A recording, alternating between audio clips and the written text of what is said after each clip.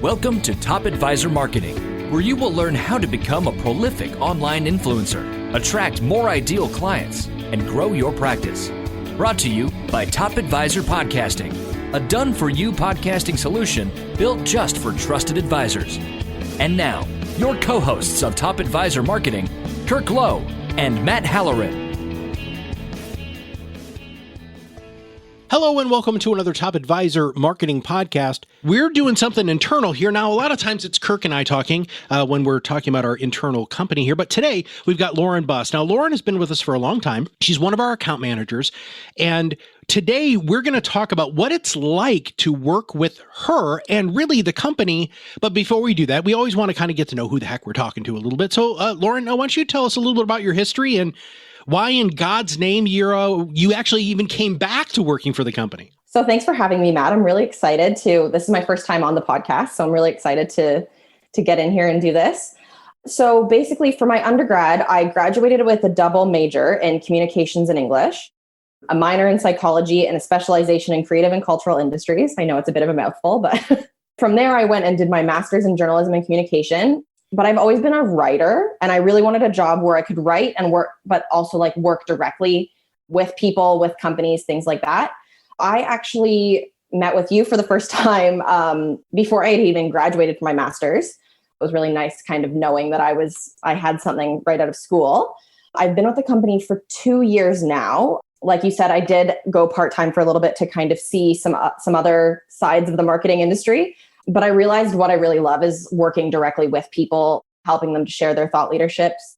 I came back and it's been great. And it's honestly a team that I really, really love working with. And I think we do some good work here. So, well, and I didn't necessarily chase you per se, but after you had left, you were on my radar to make sure that we were going to try to do whatever we could to get you back, because you are a perfect fit for our culture here. And what you do for our clients is magnificently valuable. So as a client, right? So you work directly with clients, and why don't you define a little bit, before we get into some of our questions here, why don't you define what you do for the clients, just from like a big picture, and then we'll kind of get a little bit more granular if that's okay.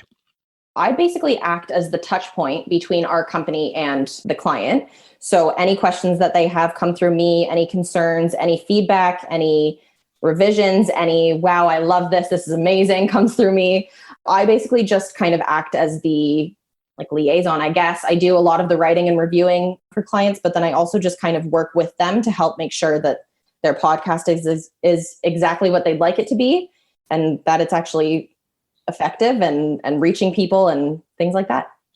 So let's talk about, what does an ideal client look like from your perspective? And I love that I'm asking you this question, because as the person who handles the majority of the sales here at the company, I think it's going to be nice to send this podcast out to people so that they can say, I am like that person. So when you're looking at an ideal client, like somebody that you absolutely love to work with, what does that person look like? Well, I have a couple clients that I would honestly say are like the ideal client. I think the biggest thing is someone that believes in the process. They understand what podcasting is and the value of podcasting. And they really believe in the idea of momentum marketing and podcasting as a long-term strategy versus, I put out 2 podcasts and now what do I get from it? I think someone who understands how that works is really, really ideal. Someone who's open to feedback from their coach, from the account manager, from people who are listening to the podcast and saying, hey, I think you're doing this really well, but I think we could improve things in this area. I think that if they're open to that, that really allows us to be able to share some of our professional insight. And on that note, someone who trusts our company and our processes, we're really good at what we do. And I think clients that trust that and understand that they came to us for a reason, and as industry leaders in what we're doing, I think it's important that they trust that we know what we're doing and can do it effectively. Along a different line, someone who we do the big bulk of the work on our end, but someone who understands that you can't just record a podcast and let it sit there. You have to go out and talk to people about the fact that you have a podcast, and you're sharing that with clients or prospects, or you're using that in the way that kind of we intend for clients to be able to use them. I think for them to understand that, yes, we do most of it and we do it really well, but they need to go out and share that as well. So we always like to tell people about that, but I think it's important that they understand that as well. And then also, if they share feedback that they receive, hey, I had this huge success story, and then they share that with us, and then we can kind of use that to help future clients and help them to kind of build on that success. I think that that's really important. And then I think kind of the last thing is most of our podcasts are professional podcasts, yes, but as a podcast listener myself, like I know that I like to hear about the lives of the people that I'm listening to, not just the things that they do for work. I like to know who they are, what makes them who they are, why I would want to work with them, kind of maybe in a professional setting. Sprinkling in that who am I sort of thing and why is that important to the relationship is a great way for people to get more endeared to you. Now, you listen to a lot of our podcasts, and I think a lot of people have the question because it's well, a lot of people think it's overwhelming, right? This whole, oh my gosh, okay, well, I don't have any podcasts. I've never had a podcast. I mean, some people, Lauren, that we work with, they don't even have like real social media. And since we do both of those things, let's talk about what it looks like when I sell somebody or somebody decides to work with us, a much more appropriate way for me to say that. So somebody decides to work with us, like this just happened today. We're onboarding this gentleman from Washington, D.C. He has a very high tech focus with complex sort of system involved with what he offers for his clients. He's paid today. What does he expect or what should he expect or she expect when they are onboarded as a client of ours? So the very first thing that we do when we onboard a new client is we meet with you, Matt, as the salesperson to just kind of go over who this client is, what makes them a good client for podcasting, what like kind of how things have been sold to them, just so that we know that we're going into this consistently with every client and in a way that's tailored to them, so we're not asking the same questions over and over again and not frustrating people in that way where it's like, okay, well, I've already answered this. Let's get things going. So we like to make sure that we start out really strong. The very first thing that they can expect is an email from their account manager, kind of just an introduction and like, hey, let's set up some of these initial calls, because we do have a couple calls right in the beginning of the onboarding process that are our way of getting to know the client and what they want their podcast to be, what they want to say, what they want to share with the world. So we go through those discovery calls, and those are all done with all of the members of the team that they're going to work with, so that we start to build those relationships and get vibes for who the client is, and they can get to know us as well right from the beginning, so that we can really kind of build on that momentum. We share our expectations with clients at that time, and then they can share their expectations or things like that, just so that we know that there's transparency and clarity and everyone understands kind of what this process is going to look like, because it can be overwhelming and it can be a little bit like fast paced or whatever in the beginning, because we're just like, we want to get people podcasting and get their thoughts out there. But we address any questions or concerns, or if a client's not feeling super confident, we kind of try and help them to build that confidence right from the beginning, so that we know that they're going to share their message as effectively as possible. Confidence is really key when we're working with somebody, because it's not just them having confidence in our company, but it's also having them have confidence in what they're about to talk about. It makes a huge, huge difference when somebody is excited and knows what they're going to talk about before we ever hit record and then create their social media posts. But I'm going to back up, because you said a couple of things there that I want to highlight. Number one, when you're interested in what we do here to help you rise above the noise and be your own loud, you're going to meet with somebody like me, and I'm going to ask you a lot of questions. We want to make sure that you're going to be a good fit for us. This isn't just that we have something to sell and desperately want to sell it to you. It's not really how we work. It's a lot more, are you going to be a good fit? Are you going to do all of the stuff that Lauren just talked about on being an ideal client? That's really important for us on the front end. So when I'm doing a kind of a sales or a presentation explaining what we do here, I'm taking a lot of notes. We want to make sure that those notes are communicated to the entire team. So when you're doing the discovery call with somebody like Lauren, she is going to be asking you a lot of questions. Some of the questions, too, that I want to highlight is, do you have a name for your podcast already? It's amazing. The gentleman who I just talked to earlier already has a name for his podcast. Do you have that URL already? Have you purchased that? Some people have. Have you purchased your own equipment? Which, dear God, we hope they have it, because most of the time they buy the wrong equipment. Yeah. But we also want to know, do you know what kind of music that you want for your intro and outro? Do you want a male voice? You want a female voice? You want an excited voice? What do you want? We go through all of those. And then the next step is we go through coaching and we go through podcast discovery of their topics. And I love talking a lot about this because you were talking about confidence, Lauren, and that's why I'm digressing here. Before our clients ever hit record, we want them to know 8 to 12 podcast topics, period, right? We want you to make sure that they're outlined. You have the confidence that this is going to set your podcast up for success. 6 to 12 podcasts or 8 to 12 podcasts, that's half a year of podcasting before we ever hit record. That also helps our social media team, you, Lauren, as the account manager, to make sure that you're forward thinking in all of the social media posts because you know what to expect next. And then we also want to make sure you know what to do behind the microphone, because there are a lot of mistakes that people make. Bad breathing, hard P's and S's. They're too far away from the microphone. They're too close to the microphone. What do you do to warm up? How do you make adjustments? We go through all of those things because here's the fun part. If you hate how you sound on a podcast, the probability of you really digging this medium is really low. So we want to make sure that you're excited about that. Yeah, I know with topics, I've had clients come back to me after those initial calls and been like, I was really nervous. I was worried that I was going to have to come up with this stuff on the fly. I was going to have to just kind of like go into a recording and hope that I just knew what I was going to say. But I had my call with my podcast host, and wow, that made such a huge difference, because now I know that I want to create a series on this topic, or I want to have guests for this topic. So it really helps to plan up front and then get them really excited about like what's to come. And yeah. Getting them excited and maintaining that excitement is really important, because that energy, podcasting is so different than video because you don't have the micro expressions. You're not making eye contact with the person. They can't see your gestures. It's all done with your voice.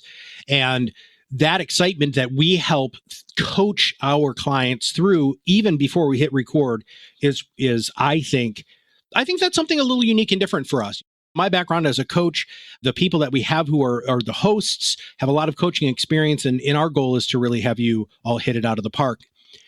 I get this question all the time, Lauren, and I don't know if I've actually ever asked you this question, which is surprising because I actually talk to you rather frequently, but how do you get the client's voice? So for everybody who doesn't know this yet, you podcast with us, and then that podcast goes to Lauren and her team, and then they create social media posts for you, and they're very specific kind of social media posts that we know have a lot more engagement, visually appealing and auditorially appealing. But Lauren, how do you capture that client's voice so that it sounds like it's coming from them? So the very first thing that I do when I'm trying to write in a client-specific voice is I go to their website, I go to their existing socials, I go to their white papers, and I read the language that they use, because a lot of the time it's laid out for you. They have phrases that they use, like we have be your own loud and things like that. But a lot of clients have those kind of buzzwords, buzz phrases, and they're already existing there for us. But even then, sometimes we don't get it right on the very first go. I can admit that. That's fine. Like, we write for a lot of different people in a lot of different fields. And I think it's not always going to be perfect on the very first go. But I think the biggest thing there is we're really open to feedback from clients saying, hey, I actually don't think I would write like that, or I wouldn't, like, people are going to know that wasn't me necessarily because it doesn't sound like me. So maybe try introducing these kinds of phrases, or I would use more emojis, or I wouldn't use emojis, or things like that. I think the fact that we're really open to that feedback helps us. But a lot of the time, that initial research really does set the tone and helps us get a really good understanding. I think it also comes from, I communicate with clients all day, every day. So like, in talking to them, I can get a sense of their voice, a sense of maybe the tone that they use. If they're really straight and to the point, I like in emails, I can usually put that in their social posts, and I wouldn't make them overly flowery or anything like that, or vice versa, or whatever. I think communicating with the client really helps with that. And then I try and take all of that info all together and encompass that into their social content. And I love that you said that we don't always get it right the first time. And I want everybody to hear that, because unfortunately, entrepreneurs, as you know, and business owners are fiercely impatient. And so, okay, well, I paid you all of this money. Why? How come my first posts don't sound like me? Well, because you've done one podcast, I've talked to you 3 times, and we're going to get your voice even more and more. It's fun to watch the transformation over time because you and the podcast host are the 2 people or the 2 client relationship people that keep our clients. Now, we have an unbelievable retention rate. And I know you know that because you came back and you're like, some of these people, I've been gone for a while. They're still here. We do have a lot of people who stay with us. And thank you to you for building and maintaining those relationships. But let's talk about that. How do you maintain the relationships and keep the clients motivated and on board? I think the most important thing there is that we really emphasize that podcasting is a long-term strategy.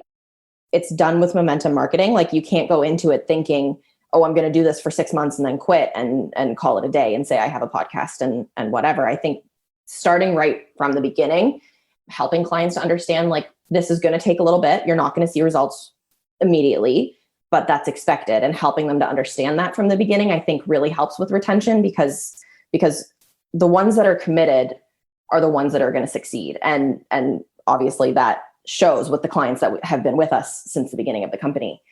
I think it really helps when we share other client success stories as well with clients that are maybe like, hey, I'm not seeing any results. What do you think could go on here? If you just remind them, hey, this is like, you have to just keep going with this.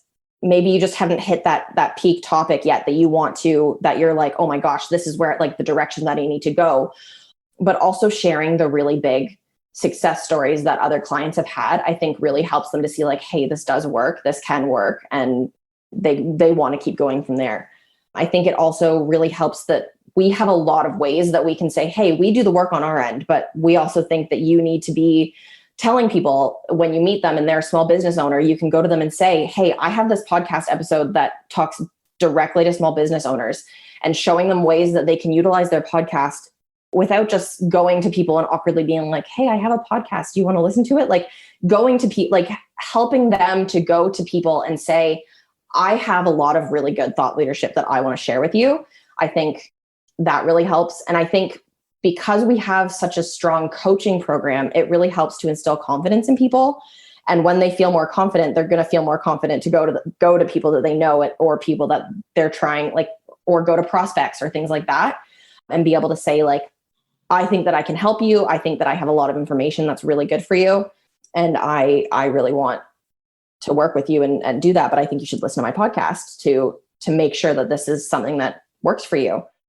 I think we work really hard with our clients to make their podcast their own, but also we work really hard to make it the best that we can for them. So we're really candid with clients. I think a lot of my clients come to me with requests like, hey, I want to try this. I want to do this. And we are so happy to do that. But then we also can back it up with, hey, I don't know that strategically that's the best thing to do. Like, strategically, maybe let's try it this way. And I find that a lot of my clients are really receptive to that.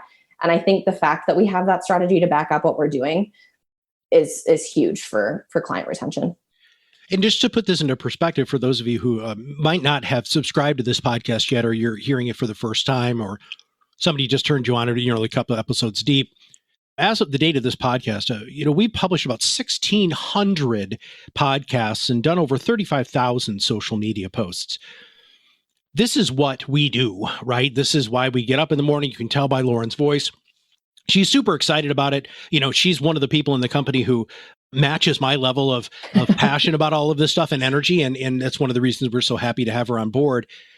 Through the podcast coaching program and through what you do as the account manager, I want to break down just a little bit more of what our clients need to do, because you said you need to talk about the podcast. And if you don't mind, I'm going to take a moment, because one of our clients just recently brought this up to me.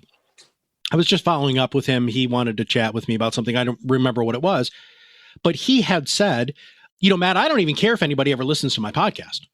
I was like, oh, time out here. Hold on a second here. This is a cornerstone of our program. And he just laughed and he said, Matt, me just saying I have a podcast raises me above 90% of anybody who'd be my competition anyway, separates me because I am giving so much back. And I want everybody listening to think of that. If you have a podcast and if you're using our kind of influencer accelerator program here, Our whole goal is to have you position yourself as the expert that you are and stop being the best kept secret in your area. Being able to say that you have a podcast with confidence, like Lauren's talking about, being proud of the thought leadership that you're putting out there can be one of the greatest icebreakers you ever have. And this gentleman was talking about how he was at a networking event. I'm going to preface this by saying he sells life insurance, right? And so you go to a networking event and I walk up to, or Lauren, you walk up to me and you say, hey, what do you do for a living? And I said, well, I sell life insurance. You're going to turn around and you're going to get the hell out of there as fast as possible, right? And he says, Matt, I don't even do that anymore. And I was like, well, first off, man, you shouldn't have done that anyway. But then I said, well, what do you say? He says, I have a podcast, or I'm a professional podcaster. And then, of course, everybody's like, what? Who's a professional? Because I'm a professional podcaster, because he technically was at the time, still is. And they're like, well, how do you make money with that? Yeah, actually, it's the way that I drive all the revenue to my business. He's not dodging the question, but he's positioning himself so differently. And then he gets to the point where they say, well, what's a podcast about? And he says, I have a podcast about how you protect your family in order for them to live a great life if something happens to you. And they're already so bought in and so interested in everything that you're talking about that when you drop that I'm an insurance agent on there, they're still willing to talk to you. Okay, so what are you talking about? What do you mean by protection? Well, I'm going to use a word you really hate. So him and I role play this whole thing. I'm going to use this word that you hate, which is insurance, but insurance is just one of the ways that I help protect. And oh my gosh, he said my entire prospecting thing has changed. My elevator pitch has changed. And the other thing that he said he loved about the podcast was he gets to practice. Everybody forgets this. You're going to have a host who's going to ask you questions. You're going to have Lauren who's going to be challenging you on making sure that you're putting out the best thought leadership, and your game you get in the game and you rise above the noise. You rise not only above the noise, but you rise in confidence. All of a sudden, one of our hosts, and this happens a lot, Lauren, is a host will say, I don't really understand that. Can you explain that in a different way? And then all of a sudden, the client is like, well, I will explain that in a different way. And then the client gets done and they get off the podcast. A long time ago, Lauren, when I was the only one who was doing the interviews, they used to say to me a lot, man, I've never thought about saying it that way. And it was so much fun. All right. So as we wrap up today's podcast, what sort of advice would you have for people who are thinking about joining our team here and our family in the whole world of accelerating your influence, joining the ProudMouth family, and trying to figure out how they can truly rise above the noise and be their own loud? What sort of advice would you give them? I honestly think the confidence thing is the biggest thing to me. You're professionals in your field, and there's a reason why you do what you do. And I think if you go into this idea of podcasting as I'm really good at what I do and I want to share that with people and I have a lot to say, I think that makes a huge difference. And that is what I, as a podcast listener as well, outside of work and outside of the fact that I do this every day, all day, I like knowing I'm listening to a leading expert and I'm listening to someone who really cares about what they do. And I think doing this in a way that is, podcasting is really on trend right now, and it's a great way to share your thought leadership. But I also think it's a way to really instill confidence in people that you're looking to work with as well. So it's confidence on both ends. And I think that really is what makes the big difference and what sets podcasters apart from non-podcasters. I think that's fantastic. I think that having the confidence to speak your truth. There just don't seem to be enough mediums out there for people to truly speak their truths. And if you are a person who is fiercely passionate about what you do, we don't care if you make ballpoint pens or if you write 80, 100 kabillion dollar, that's not even numbers, right? Trusts for, the Walmart family. We don't really care. What we care about is, one, that you're fiercely passionate about what you do and you love it, you live it, you breathe it, and you talk about it no matter what, if people want you to talk about it or not. Number two, that you have education-based selling, right? And we really excel with people who love to teach people about what they're so passionate about.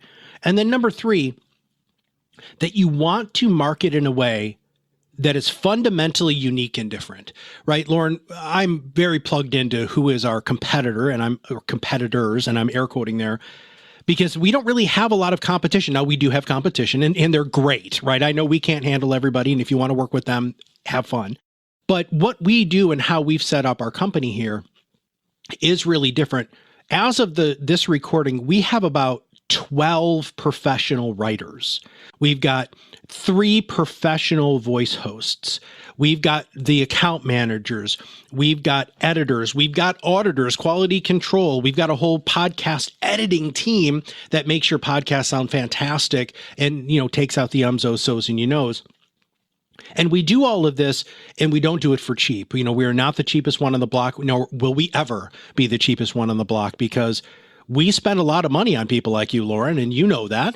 You are our greatest expense, and we will take that on gladly because we want to make sure that people have the kind of experience that they're probably already feeling from you already, that you truly care, that you freaking love people, and you love learning from people. And those are, when we're hiring everybody, just so our listeners know, we hire for a very specific culture and personality trait, and then we train them on how to do some of the specific stuff. But if you want to work with Lauren, you better sign up pretty quick because she's going to be cool. But if you like what we're talking about here, which I really hope you do, because this is something that we're fiercely passionate about.